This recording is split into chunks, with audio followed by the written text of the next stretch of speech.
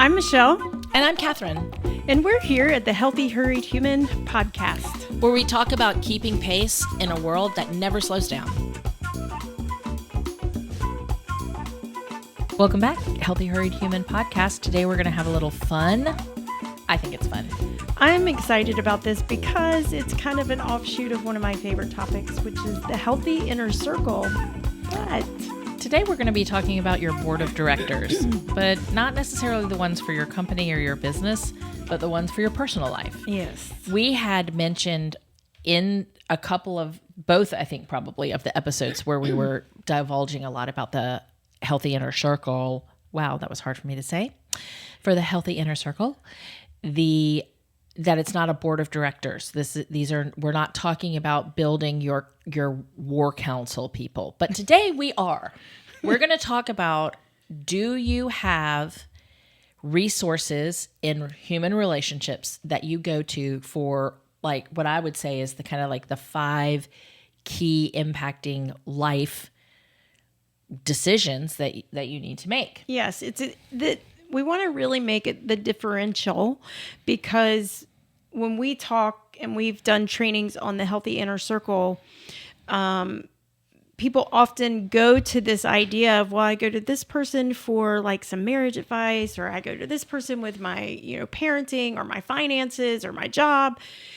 And that's my inner circle, and that's not your inner circle. This is very different. If you're curious about what inner circle is, we have talked about it in both seasons, season 1 and season 2.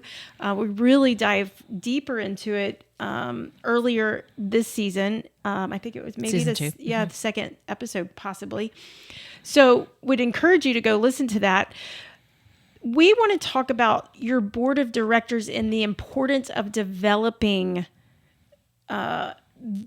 the individual people who are experts or who you admire, who you see as kind of, even an expert could be somebody who's just in that season. For me, parenting, it was people who they haven't written books or anything like that, but they were 2 seasons ahead of me. When I had little children, they had teenagers. And so they were my board of directors for parenting, because they had walked where I'm at already.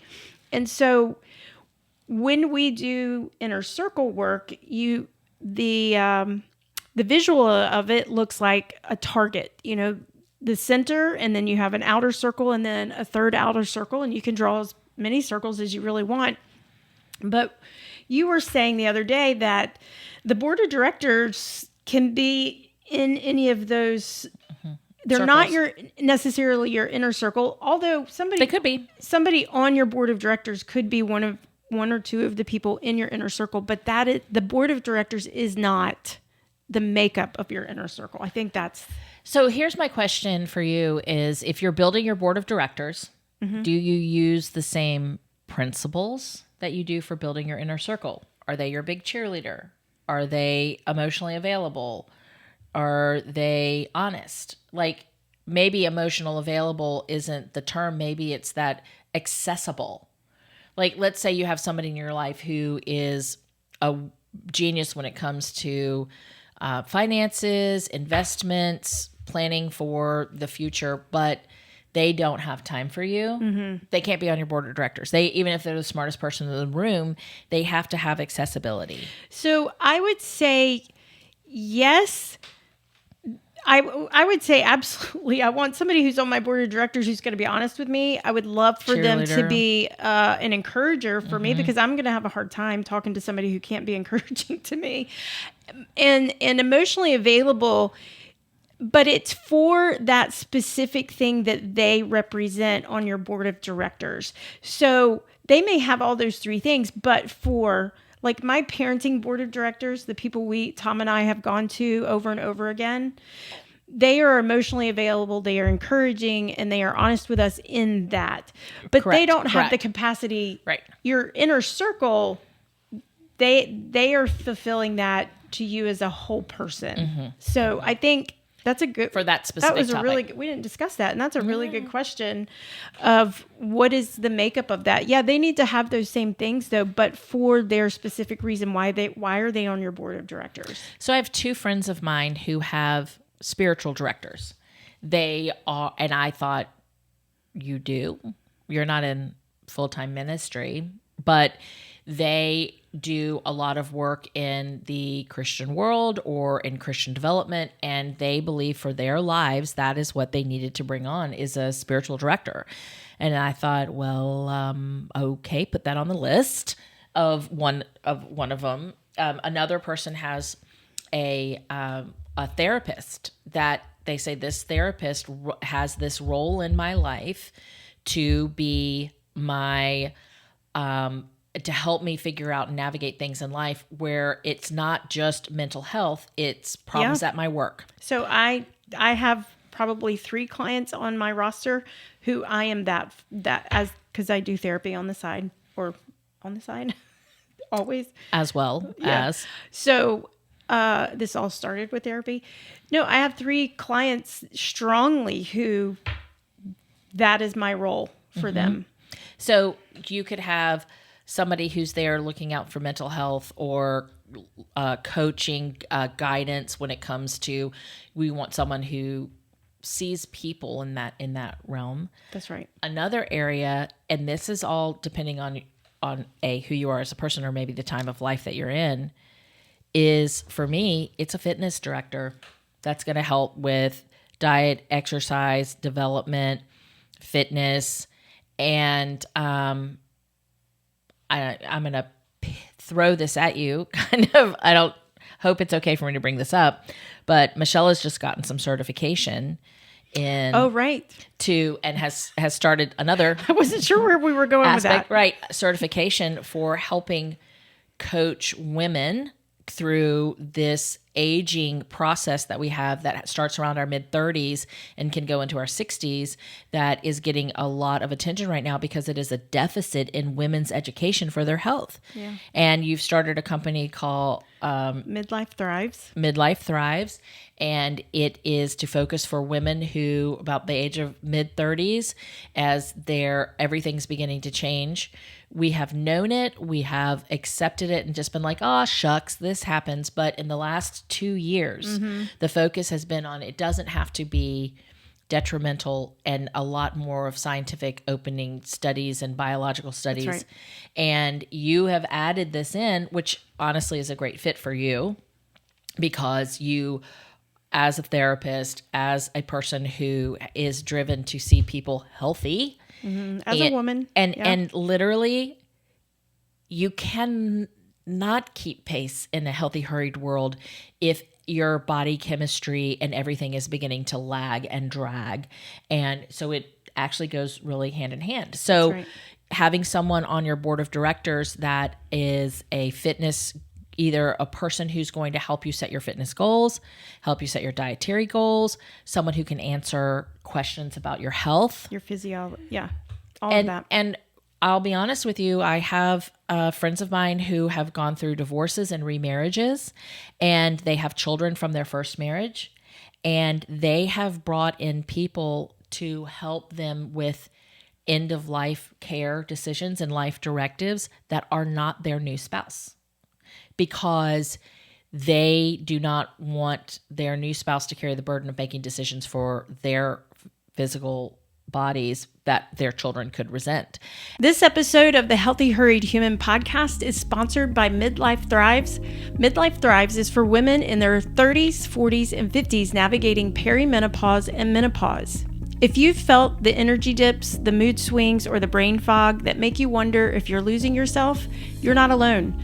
Midlife Thrives is here to help give you clarity, resources, and a supportive circle of women who get it. No quick fixes, no shame, just some real guidance for real life.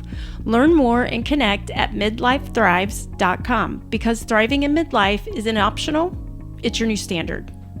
And I'm like, I never thought about needing that, but I'm a single person who is making those decisions for me. How am I?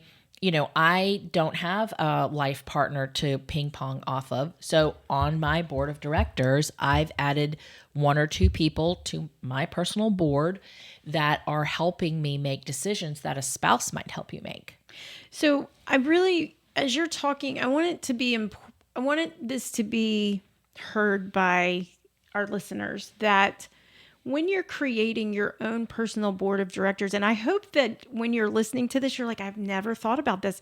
I really hope we're challenging people to think about something new, and that's good. Is you your board of directors should be mostly people you're not paying, because you have it in your life. However, there might be a couple of places on your board that you're paying for it, like therapist, a fitness person, fitness director. But I don't want people to think they need to go buy all of these services to create that. You have them in your life, and you have people who have gone before you or who have created expertise in something that you need in your life to make you that's speaking to your whole person. And so I want to make that clear. I don't want anybody to think you need to go buy all of these services and have all that, because. But I will say something though. Mm-hmm. I am okay with having a paid person on my board of directors. 100%. Yes, 100%. Because it is tailor-made to you. Just like the healthy inner circle, no one gets to decide that they're in that circle for you. Mm-hmm. And within measures, do not, it's not help. Your other members of your board of directors will tell you not to go in debt over this, but there will come times in your life where you need the expert, and you need to find that person that's going to help you. And if it is, and like the healthy inner circle, it's a fluid room. There are times that like a board member will serve their tenure, and then they do not need to be on the board anymore. Yeah, for sure. But the question is, who do you need to be your board of directors? And Dr. Henry Cloud has a definition of accountability that changed the way I see accountability, which is accountability partners are the ones that remind you of what your goal is. Oh, I love that. It is not the person that makes you feel guilty. They're it's not the person sergeant. You confess. They're not the drill sergeant. Mm-hmm. They get together and remind you of what your goal is. And remember then why you're doing this. Remember and help encourage you to change behaviors to reach your goal. I really, really like that. It was that changes, because I know growing up hearing the word accountability, and even in college and beyond, it was always heavy, and it felt like a burden to be like, who's your accountability partner? I don't know if all of our listeners had that experience, but I did. And it didn't make accountability something I wanted to run towards, even though I knew it was something I wanted. But reframing that, I know, changing for me. Thank you, Dr. Henry Cloud. To say to somebody, hey, be the person who keeps reminding me why you're doing this. That's right. I would have to say my husband is shout out to Tommy Cakes, but he is really good at doing that. And I would never have labeled him accountability. So sometimes I love that reframe. I work really well with negative criticism is a real big driver for me, because I don't want to be rejected. All right. But and so you may think I do much better with criticism, and it sparks me to be better and to strive harder and yell at me and make it hard. Okay, great. That's fine. I'm not that. Don't do that. That really shouldn't be the person on your board of directors, because you need to also develop healthy, because remember, encouragement needs to be a proponent of what they're doing. Mm-hmm. It needs to be there. But asking your board of directors people to say, hey, this is what my goal is, and this is where I want, or if it's a challenge with a child or a family member. I'll be honest, I love my parents. Shout out mom and dad if you're listening. They're in their 80s, and there are ways that I'm showing up for support for them. I've never done this before. I've not had parents who are in their 80s. And how do I support them the best? Well, guess what? I have friends of mine who have gone before me with that. Right. And I've watched how they've loved their parents, supported their parents, had to make harder decisions. These are people that 5 years ago I would not have needed in my life to this capacity to go to and say, help me. Advice, guidance. And it is sometimes you'll find people who are available and wanting to help, and sometimes you don't. So this is where the fluid changes, and you have to ask yourself, what do I not know? How would I benefit from having somebody else come alongside me and give me advice? Here's what I found too. there are people in your life who, when they've gone before you, because of their experience, they want to turn around and put a hand down and say, let me help you. Because I know there's been things in our life, even recently in trying to raise children, where you've heard me say, there's no support out here for parents who are dealing with this very specific thing. And it has caused me to say, what can I do? When, I don't know that we're fully through it, but when we do, I certainly hope that we turn around and say, how can we help? And there are people in your life like that who they've dealt with the hard path of caring for aging parents who then want to say, oh my gosh, I have so much I can give to you. There are people in our life who, not everybody has that, as one of our guest speakers or guests on the podcast was using, a teacher's heart. Not everybody has a teacher's heart or a hand, let me give you a hand heart. And sometimes it's just they don't have the availability in their schedule to be on your board of directors. Right. Or you find out you don't work well together. And you need to find the ones that are right for that time. It is okay if they need to roll off your board for whatever reasons. And it's not a personal thing. It might be a personal conflict. But remember, you get to choose. You don't have to tell them that you're on your board of directors.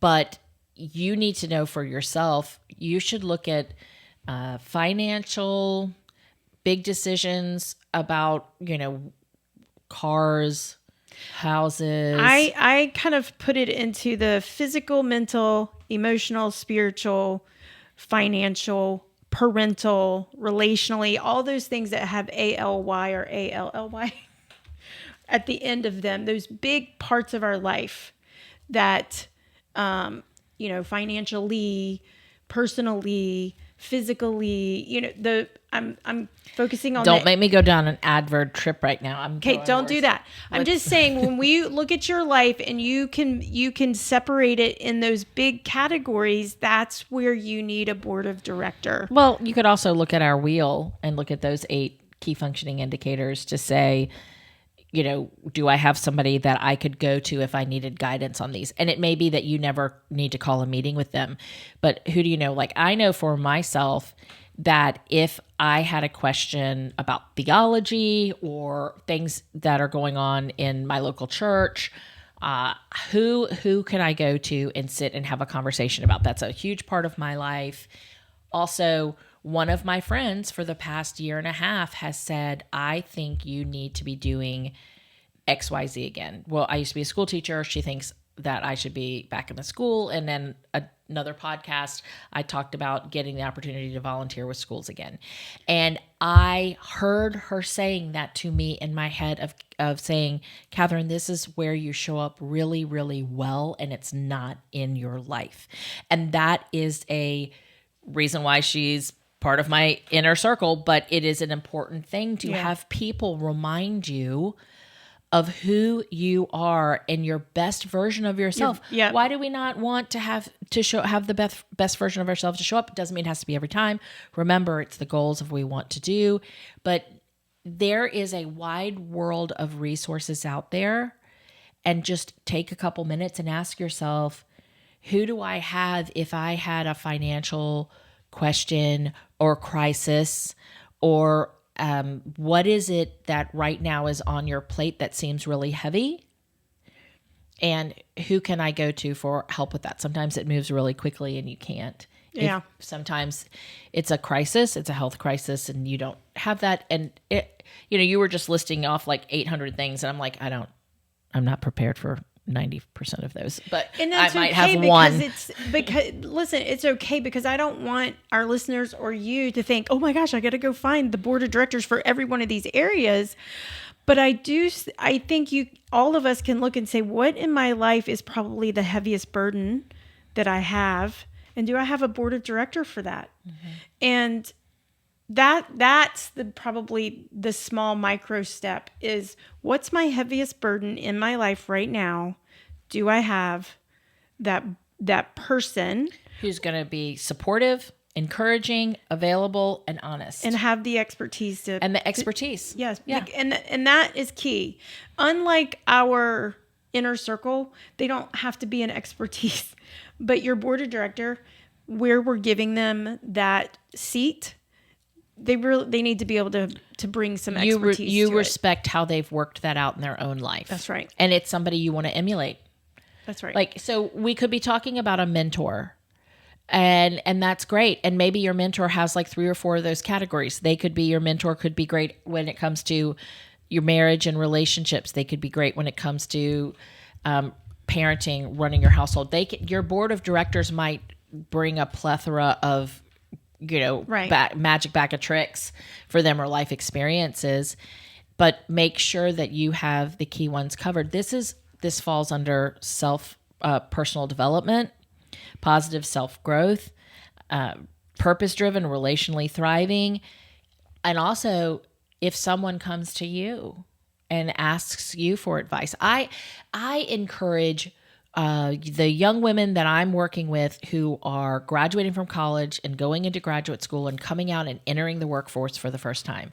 I have said to them, go to these conferences, go to industry-related meetings, find an older woman who has 20 years of experience, 10 years of experience, who has walked through this and has gotten to the place you want to be, and ask her to go have coffee with you. Mm-hmm. Ask her to sit down. And the reason why I'm saying a female is because I think we're at a turning point where women are offering the hand down to help people up. And it's just a different experience because I just think anyway, that's my personal belief, but I am telling people to go ask to be mentored, and therefore our generation or the older generations need to be willing to mentor people. So where is your level of expertise that you already have that you can show up and be on someone's board of directors? Because you need to also ask yourself, mm-hmm. where can I help? What do I have in spades that I don't see this as a value?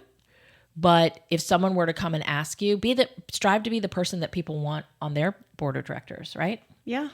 I would say, here's our challenges if I put it in a nutshell today. Okay.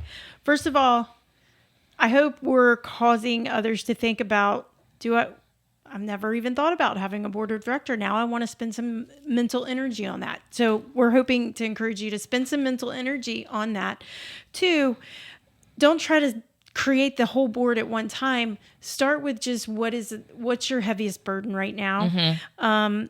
And then look, who do you need to add, or who do you need to refresh in your life that is going to encourage you, bring some expertise, be honest with you, and be available for you. That is today's purpose for talking about creating our own personal board of directors. And I really love this topic a lot. And I hope you've enjoyed it as much as she and I have. Respond, send us a note, a memo, a tag. Let us know if this has caused you to look at things differently or realize that you already have somebody in your life who's on there. Let us know. Let's start this conversation about your personal board of directors and build community. Build community that way. Thank you for joining us. See you next time. The Healthy Hurried Human podcast is brought to you by Foxygen Consulting and a handful of silent sponsors who believe in this work and quietly keep us going. We see you, we thank you, and we are glad that you're part of this journey.